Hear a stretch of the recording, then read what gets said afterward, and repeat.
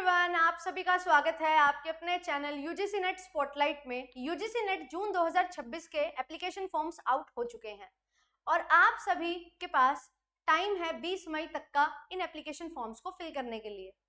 अब इस टाइम पे हमें बहुत ज़रूरी हो जाता है ये चीज़ें जानना कि क्या क्या चीज़ें रिक्वायर्ड हैं जब आप अपना यूजीसी नेट का फॉर्म फिल करना चाहते हो। कुछ गलतियां जो बच्चे कर देते हैं जिनकी वजह से उनको जब नेट क्वालिफाइड दिखता है अपने स्कोर कार्ड में, फिर भी वो उसका बेनिफिट नहीं ले पाते हैं। तो आज उन्हीं चीज़ों पे बात करूंगी। आप अपना एप्लीकेशन फॉर्म फिल करते हुए क्या क्या चीज़ें ध्यान में रखेंगे और किन चीज़ों की वजह से आपका एप्लीकेशन फॉर्म रद्द हो सकता है, उन सारी चीज़ों का भी ध्यान जो है आपने रखना है। ये सेशन बहुत इंपॉर्टेंट होने वाला है। अपने कीमती समय में से 5 से 7 मिनट ज़रूर मुझे दे देना सो दैट आपको हर चीज़ समझ आ जाए। तो यस, जून 2026 के लिए फॉर्म फिल हमने करने हैं, कुछ खास चीज़ें ध्यान रखनी है। और एक खास चीज़ ये भी है साथ में कि आप इस चैनल को सब्सक्राइब कर लीजिए, क्योंकि ये चैनल आपके लिए वन स्टॉप सॉल्यूशन है for your UGC net set and assistant professor examination preparation. Complete तैयारी कॉमर्स एंड मैनेजमेंट की आपको इस चैनल पे मिल जाती है। बढ़िया तरीके से आप पढ़ सकते हैं हमारे साथ, हर चीज़ आपको प्रोवाइड की जा रही है। इसके अलावा कहीं और जाने की ज़रूरत आपको नहीं है। जेआरएफ अड्डा एप्लीकेशन पे सारी यूट्यूब क्लासेस की पीडीएफ मिलती हैं, मॉक टेस्ट मिलते हैं, क्विजेस आपके लिए शुरू हो रही हैं एंड हमेशा से सिलेक्शन पे बात करता आया है जेआरएफ अड्डा, और उसी के लिए आपके लिए दिसंबर 26 के कोर्सेज भी लॉन्च हो रहे हैं एंड जून 26 के लिए टेस्ट सीरीज लॉन्च हो चुकी है। अगर आप करना चाहते हैं, एनरोलमेंट लेना चाहते हैं, ज्वाइन करना चाहते हैं इन टेस्ट सीरीज को, बढ़िया प्रिपरेशन करना चाहते हैं, मॉक टेस्ट लगाना चाहते हैं और ये सोच रहे हैं कि कैसे टाइम मैनेजमेंट करें, तो ये एक अल्टीमेट सॉल्यूशन है। आपके हर सवाल, हर दुविधा का जवाब है जो आपको हेल्प करेगा आपके कॉन्सेप्ट्स अच्छे से अप्लाई करने में, प्रैक्टिस करने में, क्वेश्चंस किस तरीके से बन सकते हैं और कैसे टाइम मैनेज करना है। हर चीज़ में आपको यहाँ पे हेल्प होगी। तो चलिए वन बाय वन डिस्कस करने लगते हैं कि क्या क्या चीज़ें हैं जो आपके लिए बहुत ज़्यादा ज़रूरी हैं। सबसे इंपॉर्टेंट चीज़ है डिजी लॉकर। अगर आपने अपना डिजी लॉकर अकाउंट नहीं बनाया है तो ज़रूर बना लीजिएगा। मैंने आपको एक कल वीडियो बना के भी बता दिया था किस तरीके से आप अपना डिजी लॉकर अकाउंट बना सकते हैं। आपको जो है डिजी लॉकर सर्च करना है, सबसे पहला ही जो आपके पास रिजल्ट आएगा उस पर टैप करके आपको अपना मोबाइल नंबर डाल देना है या आधार नंबर आप डाल सकते हैं, उसको वेरीफाई करवाएंगे तो आपका जो है डिजी लॉकर बन जाएगा और आप उसमें अपने सारे डॉक्यूमेंट्स रख सकते हैं जो भी गवर्नमेंट की तरफ से आपको दिए गए हैं या आपकी मार्कशीट्स वगैरह हैं। हर डॉक्यूमेंट एक ही जगह पे आपके इकट्ठे हो जाते हैं।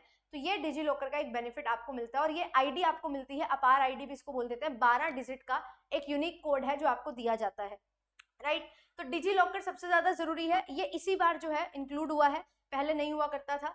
दूसरी चीज जो इस बार इंक्लूड हुई है वो ये है कि पहले आपसे पूछा जाता था आप किस कैटेगरी से बिलोंग करते हैं, तो आप उसमें टाइप कर देते थे, उसका सर्टिफिकेट जो है वो आपको बाद में देना होता था, पहले नहीं रिक्वायर्ड होता था। बट अब जो है आपका कास्ट सर्टिफिकेट जो है वो रिक्वायर्ड है और अगर आपके पास फॉर्म फिल करते हुए कास्ट सर्टिफिकेट नहीं है तो भी आप नो फिल करके आगे जो डिटेल्स पूछी हुई हैं वो फिल कर सकते हो कि हाँ आपने अभी अप्लाई किया है या कब तक का था, टाइम पीरियड जो है एक्सपायर हो चुका है। अगर 1 साल की वैलिडिटी थी, फॉर एग्जांपल आपने फेब मंथ में बनवाया था 2025 में, तो फेब 2026 में वो एक्सपायर हो चुका है। अभी जो है अप्रैल मई चल रहा है, तो मई टाइम पे, मई मंथ में अभी जो है हमारे पास कास्ट सर्टिफिकेट नहीं है, बट आप अप्लाई कर दोगे, है ना। कहाँ अप्लाई किया है, सेंट्रल है, स्टेट है, उसके अकॉर्डिंग आप जब आपका रिजल्ट आएगा तो आप दिखा दोगे तो डॉक्यूमेंट वेरीफाई हो जाएगा।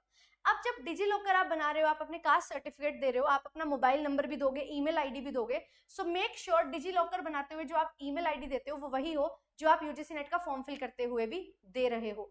एंड साथ ही साथ डिजी लॉकर में जो आप अपना नंबर देते हो, मोबाइल नंबर, वो भी वही सेम होना चाहिए जो आपके आधार कार्ड से लिंक्ड है, सो दैट हर चीज में एक लिंक बना रहे, चीजें गड़बड़ ना हो। फिर इसके बाद आपका जो आधार कार्ड है वो अपडेटेड होना चाहिए। आपके 10th में जो मार्कशीट है 10th की, उसमें जो आपका डीओबी है, उसमें जो आपका नाम है, आपका मदर नेम, फादर नेम, वो सारी चीजें भी सेम हो जो आधार कार्ड में है, ताकि बाद में भी कोई दिक्कत ना आए।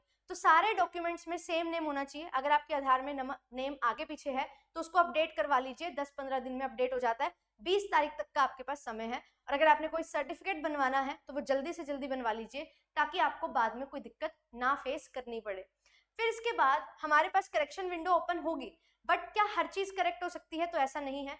आपका नाम है ना, father name, mother name, date of birth, ये कुछ चीजें हैं जो आप चेंज नहीं कर सकते हो, आप अपनी इमेज साइन चेंज नहीं कर सकते हो, तो उस चीज का ध्यान रखना है। एंड इस बार जो आपको इमेज अटैच करनी है अपनी, वो आपको लाइव इमेज लेनी है, मतलब आपको तभी कैप्चर करनी है और वही इमेज जो है आपकी वहां पे जाएगी। पहले क्या हुआ करता था, पहले आपकी इमेज जो है आप लगा देते थे, जो भी आपके पास पिक होती थी, फिर वहां जब जाते थे पेपर देने, उस टाइम आपकी जो है लाइव पिक्चर क्लिक की जाती थी, ठीक है, और आपके रिजल्ट में वो पिक्चर भी आती थी। अब जो है आपको फॉर्म फिल करते हुए भी अपनी जो है लाइव पिक ही क्लिक करवानी पड़ेगी। तो ये चीज जो है ये बहुत ज्यादा इंपॉर्टेंट आपके लिए हो जाती है। तो आई होप ये सारी चीजों का आप ध्यान रखेंगे। और एक और चीज जो आपने ध्यान रखनी है वो ये है कि जो भी आप डाल रहे हो अपना डेटा, जो भी आपके क्रेडेंशियल्स हैं, जो भी आपकी डिटेल्स हैं, वो बिल्कुल जो है एक्यूरेट होनी चाहिए, क्योंकि बाद में चीजें चेंज नहीं होती हैं। तो एक्यूरेट इंफॉर्मेशन अगर आप दोगे, एक्यूरेट डेटा आप दोगे, तो बढ़िया तरीके से आपको उसका बेनिफिट मिलेगा, अदरवाइज चीजें गड़बड़ हो जाएंगी। अब यहाँ पे एक डाउट बहुत आता है बच्चों का कि मैम हमारे पास जो है अभी हम सेकंड सेमेस्टर में हैं, हमारे पास जो है फाइनल सेमेस्टर का तो अभी क्लास में हुए नहीं है, तो आपसे पूछा जा रहा है कि ईयर ऑफ पासिंग क्या है आपका, है ना। तो हम जो है मैम 2026 में 2027 में पास होंगे, पर ये ईयर्स हमें दे ही नहीं रखे हैं, ठीक है। तो आप रिजल्ट अवेटेड डाल सकते हो, या आप जो है कोई भी एक पर्टिकुलर ईयर को चूज कर सकते हो, और अगर वो 100% वो कंपलसरी नहीं है कि आपको सिलेक्ट करना है, तो आप स्किप भी कर सकते हो, कोई दिक्कत नहीं होती है। अगर आप सेकंड सेमेस्टर में हैं अपने पीजी के, तो भी आप फॉर्म फिल कर सकते हैं, कोई दिक्कत नहीं आएगी। और आपके पास जब आपका रिजल्ट आएगा, उस रिजल्ट डे के बाद आपको जो है 2 इयर्स का टाइम जो है वो मिलता है। तो रिजल्ट डे के बाद आपको 2 इयर्स का टाइम मिल रहा है, तो विद इन 2 इयर्स आपको अपनी मास्टर्स कंप्लीट कर लेनी है विद 55% मार्क्स। और अगर आप अनरिजर्व्ड कैटेगरी से हैं तो 55%, रिजर्व्ड कैटेगरी से हैं तो आपको 5% की रिलैक्सेशन भी वहां पे मिल जाती है। तो आप 50% भी सिक्योर कर लेंगे अगर अपने मास्टर्स में, तो काम बन जाएगा। अब एक समय पे दो फॉर्म फिल कर सकते हैं, तो ऐसा नहीं है, ये चीज का ध्यान रखिएगा। तो ये कुछ चीजें थी, कुछ बातें थी जो मैंने आपको समझाई। अब एक और चीज आती है कि मैम हमारे जो है 84-85 सब्जेक्ट्स हैं, बट मुझे जो है मैंने कोई ऐसा सब्जेक्ट लिया था जो 84-85 की लिस्ट में है ही नहीं, तो वो आपके सब्जेक्ट ना अलाइड सब्जेक्ट्स बन जाते हैं, तो वो किसी ना किसी 85 में से किसी ना किसी सब्जेक्ट से रिलेट करेगा, उसमें आप अपना फॉर्म फिल कर सकते हैं, कोई दिक्कत परेशानी नहीं होती है, ठीक है। तो याद रखिए, इस तरीके से आप लोग जो है फॉर्म फिल कर सकते हैं, राइट। तो ये हमारे पास जो है डिफरेंट पॉइंट्स थे जिन पे हमें ध्यान रखना था। ये अलर्ट अलार्मिंग पॉइंट है, क्योंकि इस पॉइंट ऑफ टाइम पे अगर आप ये चीजों को सीरियसली नहीं लोगे तो डेट निकल जाएगी और फॉर्म फिल नहीं कर पाओगे। अगर फॉर्म फिल हो भी गया, गलत हुआ, तो जब रिजल्ट आएगा उस पर भी वही सारी चीजें होंगी, तो फिर आपको दिक्कत परेशानी वहां पे होगी।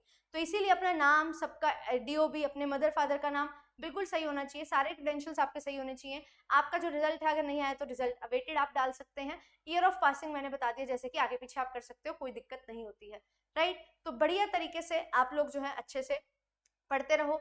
चैनल पे आपके लिए जो है कंप्लीट सॉल्यूशन है यूजीसी नेट सेट के लिए। ये छोटे छोटे कॉन्सेप्ट जो हैं 1-1, 2-2 मिनट में मैंने समझाए हैं, कितना क्रिस्प तरीके से आप चीजें सीख सकते हो, ये आपको चैनल पे मिल जाएगा। मैराथन्स भी हैं बढ़िया तरीके से, आपकी कंप्लीट स्टडी प्लानर्स सब कुछ है। आपका 51 डेज का प्लान भी मैंने आपके साथ शेयर कर दिया है, जाके चैनल पे देखो एंड उसको फॉलो करो। क्या टॉपिक कब पढ़ना है, कैसे पढ़ना है, हर चीज आपको बताई गई है।